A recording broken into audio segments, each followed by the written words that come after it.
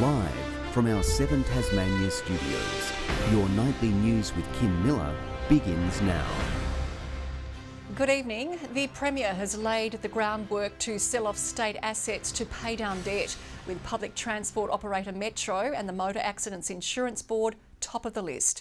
The stunning revelation came in Jeremy Rockliff's State of the State speech on the first day of Parliament sittings, which will be dominated by the government's struggle with deficits and budget blowouts. Day one of Parliament saw no shortage of commotion, protesters making their message clear on forestry before police swooped in. Inside it was straight down to business, the Premier's State of the State address and a political bombshell indicating he'll look at potentially privatising our public bus services, along with the Motor Accident Insurance Board, and offload the management of Tas networks, as his government tries to dig its way out of a budget black hole. And revelations the government is in need of a $500 million budget top-up to pay for the state's bills has Labor up in arms. They have overspent last year's budget by nearly $4 million a day, every day since. The fickle state of how to get the budget back on track dominating question time. If you can't manage the budget, how can you lead our state?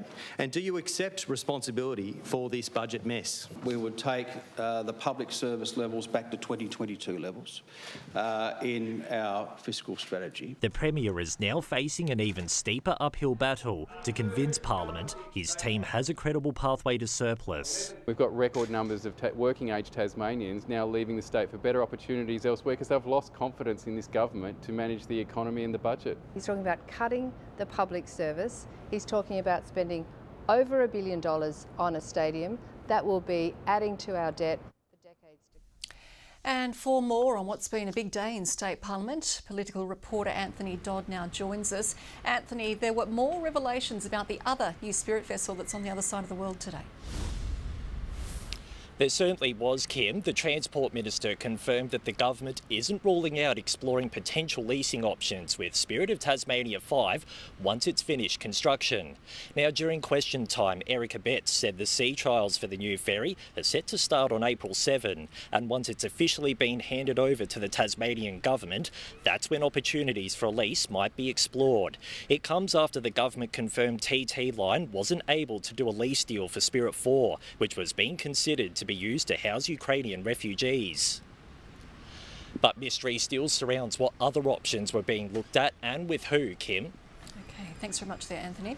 Well, the much anticipated second bridge over the Tamar-Kanamaluka is among several transport infrastructure projects in the state's north in line for a federal cash injection. $20 million has been set aside for planning and design work for the new Tamar crossing, which is expected to begin this year. The bridge is expected to relieve congestion on the West Tamar Highway and divert traffic away from Launceston CBD.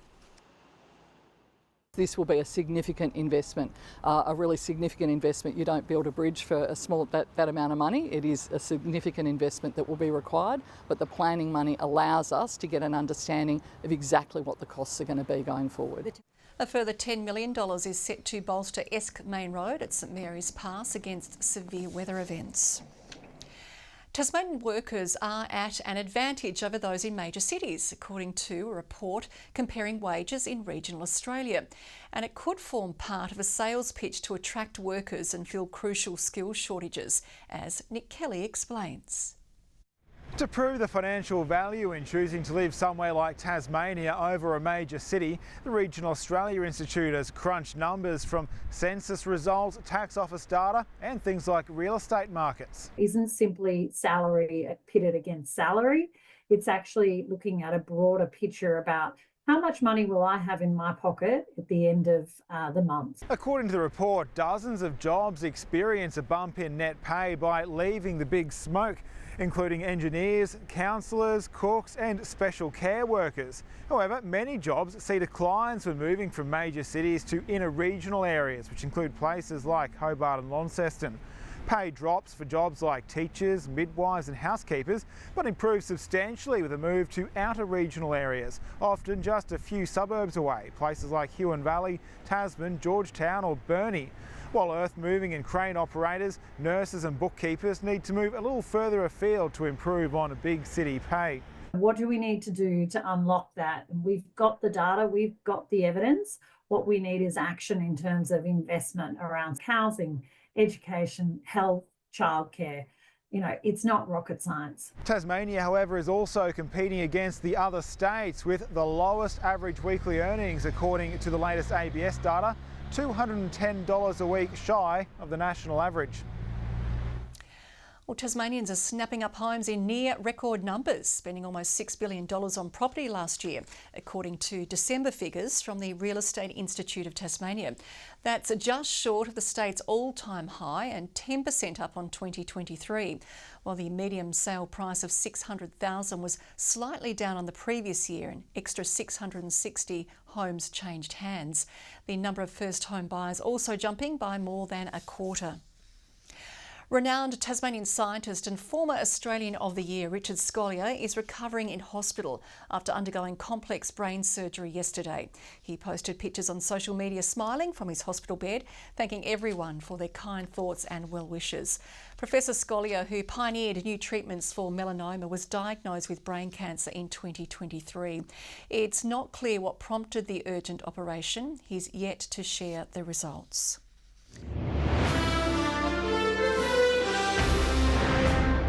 A cyclist has been transported to hospital with serious injuries after a crash involving a vehicle at Warrane. Cambridge Road between Cumberland and Zeehan Streets remained closed for several hours this afternoon. Investigators working to determine the cause of the crash. A grant of almost $2 million will see new transitional housing built for Tasmanian veterans who are struggling with homelessness. 12 houses will be constructed in areas including Queenstown, Bridport and Primrose Sands, where ex-service people will be able to stay for up to 2 years. The Safe House, much more than just a roof. We ensure we can give them employment, we give them compensation support, advocacy, fiscal support, wellbeing support and also social worker support. Veterans are 3 times more likely to experience homelessness than other Tasmanians. After weeks of calling for answers, neighbours of fish farming say authorities have since warned them to stay away from salmon chunks washing up on Verona Sands Beach. Despite those claims, no public health warnings have been declared. The group again calling for community transparency. It's been more than 2 weeks since mysterious salmon debris began washing up on Tasmanian beaches. The neighbours of fish farming say they've finally received long overdue correspondence from the EPA. The email that I received from the EPA does point out that the information that they have about the substance to date does require a health warning. Group member Jess Coughlin claims the EPA sent her an email saying there is Department of Health advice to not handle the material, to wash your hands if you do so, and not to undertake recreational activities where material's present. But there are no public health warnings from the Health Department to date, and no signage at Verona Sands Beach. The obvious answer for the health authorities is to close down the beaches and make sure that humans are not impacted. The EPA didn't respond to a request for comment today, while the Health Department admits it is advising the public to leave the material alone to eliminate the risk, but says the EPA is responsible for managing the incident. The Premier also blamed for a lack of transparency on the mass salmon deaths. Premier, why is the public being kept in the dark?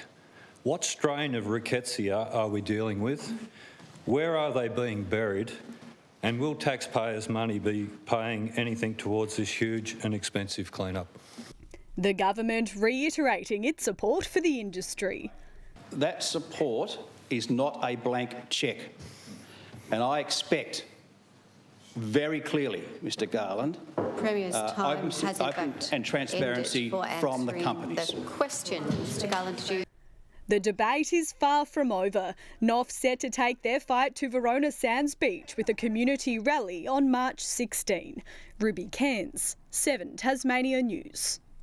12 years after being paralysed while on holiday in Thailand, Sam Bloom is visiting Tasmania, telling the story of her journey from being told she'd never walk again to becoming a 4-time parasurfing world champion, attracting a full house for Clifford Craig Foundation's International Women's Day lunch. I think everybody has challenges and, has to overcome some sort of adversity sometime in their life. So I think just sharing my story makes them not feel so alone. Sam was played by Naomi Watts in the film Penguin Bloom, a true story about her recovery alongside an injured magpie named Penguin. A concrete eyesore in Glenorchy has been given a new lease on life. Local artist Harrison Bow spent 45 days painting this mural using many hundreds of litres of paint. The artwork depicts the Duquesne Range and parts of the Styx River and is the first of its kind in Hobart's northern suburbs. I hope it changes the way that the people interact with the space that is here. You know, it's a pretty mundane piece of infrastructure beforehand, so it's nice that you can share something a bit creative.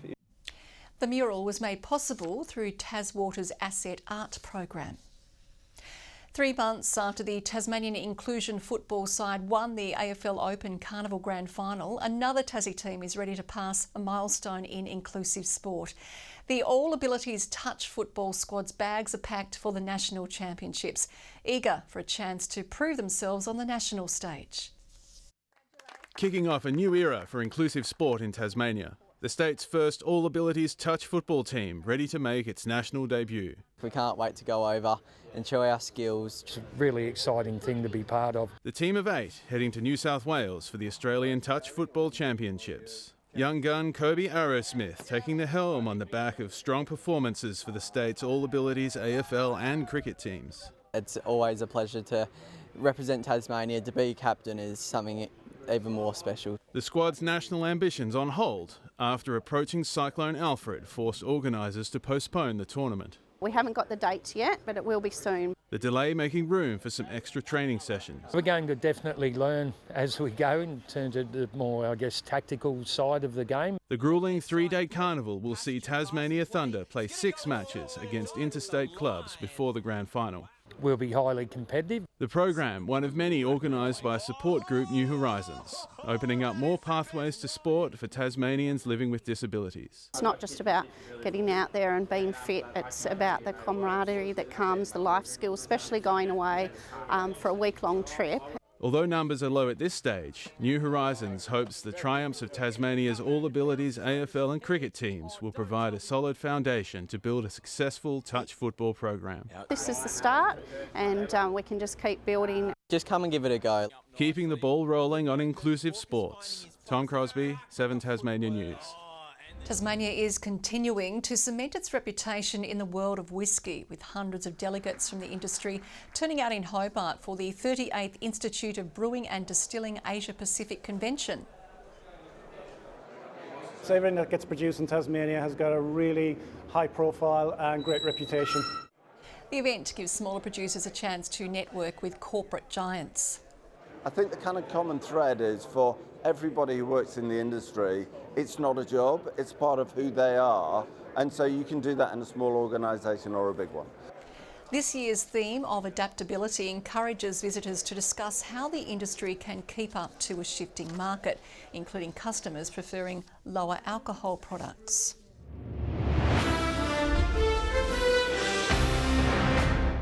Well, a perfect run through their last 2 Shield matches could still lift the Tigers off the bottom of the standings and into second place for a spot in the final. We're still very optimistic that we can, turn it around. If we have 2 really good weeks here, then we give ourselves a strong chance of being in that final. And that's where our attention is at the moment. They play the Queensland Bulls from Thursday and then current second place holders New South Wales next week.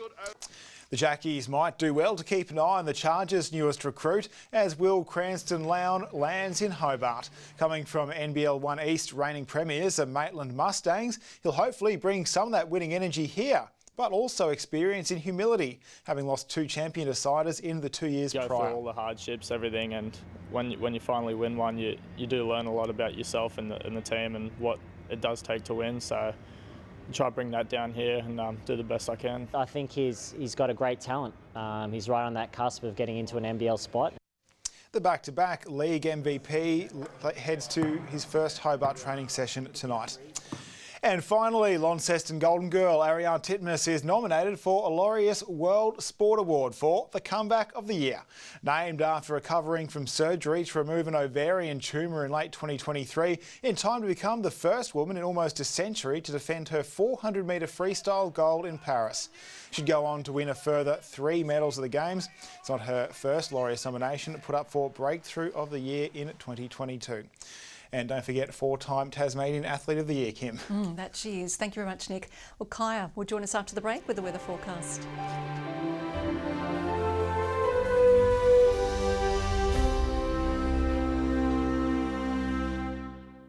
Good evening. Hobart, Bushy Park and Grove recorded our high of 28 today. It was 26 in Launceston, Devonport and Burnie both 23. Strawn 27, 25 on the islands, Smithton, Marai Island and Friendly Beaches all 24, 23 at St Helens, Lowhead 22 and just 16 at Lyowini. Clear skies embrace the southwest today with patchy low clouds seen elsewhere. Tropical cyclone Alfred is generating thick cloud to its south with patchy cloud to its west. Tomorrow, a cold front will approach Tasmania from the west as a high pressure ridge extends to the south of WA. Northeast to northwesterly winds 10 to 20 knots, shifting southwest to southerly about western waters. West to southwesterly swells at 2.5 metres. There is a strong wind warning for coastal waters tomorrow between Sandy Cape to east of Flinders Island.